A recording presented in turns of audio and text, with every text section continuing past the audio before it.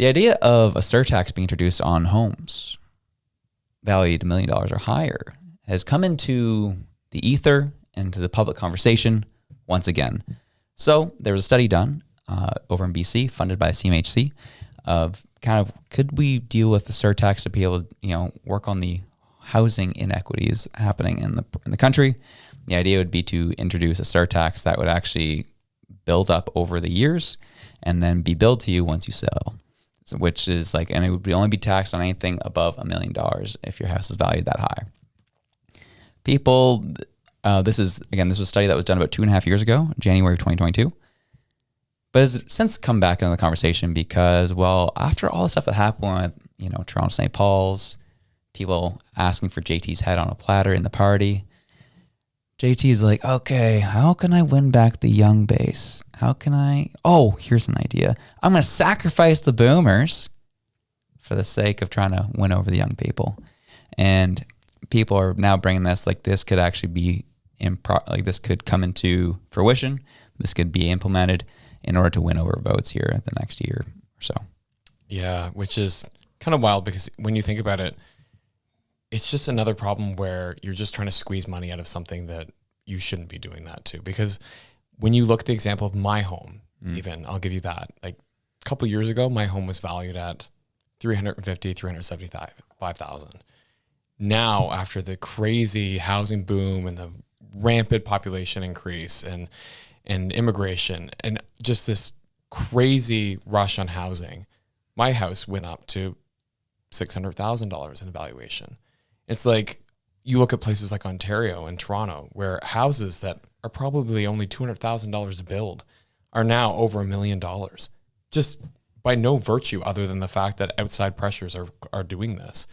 And then is the government going to go, oh, your house is now valued at, over $1 million? It's cool, thanks. I've been paying property tax on that valuation now for years. Are you going to remit that to me too? Mm-hmm. So it's really, really frustrating because I just look at it and say the average house price, unless you're willing to bring house prices down, which he's already said he's not willing to do that. Yep. Then this is just another money grab. Mm-hmm. This is I'm looking for another way to tax the wealth out of Canadians. Absolutely. And it's the definition of surtax, which I think is really interesting. And a surtax is a tax applied to anything that's after tax, really. Yeah. And that's kind of what happens. And it's the rate that we got to look at here is they're looking at flirting with the idea of anywhere of taxing between 0.3 to 1%, which again doesn't seem like a whole lot.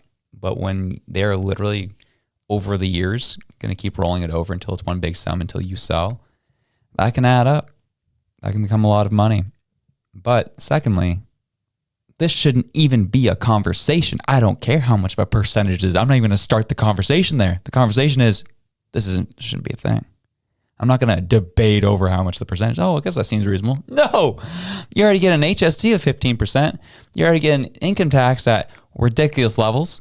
I'm already getting property taxed. Well, this is the thing. I'm just saying, even when you look at just housing, when we bought our house, we paid taxes on the land transfer, taxes to the lawyer, taxes to the municipality, taxes on the actual sale of the house itself. It was insane how much tax was rolled into it. You're looking at a house that was $600,000 and you're still paying an extra $30,000 in just taxes and fees. Yeah. It's absurd. Yeah. So they're trying to add another one on. Do they really want to stop people from? Because the big thing that I look at is that if these boomers are selling their houses and moving into condos or moving into long-term care or moving into the other facilities, they might stay an extra year or an extra 2 years or an extra 5 in their homes because they don't want to take that hit. Mm-hmm. You know what I mean? So if there's any way to disincentivize that natural progression of people in homes, there you go. Throw a tax on it. Because they keep letting us know that the carbon tax is a disincentive for action. Why are you throwing another tax on? You're just disincentivizing people from moving houses in a market where houses need to move. Yeah. Stop it.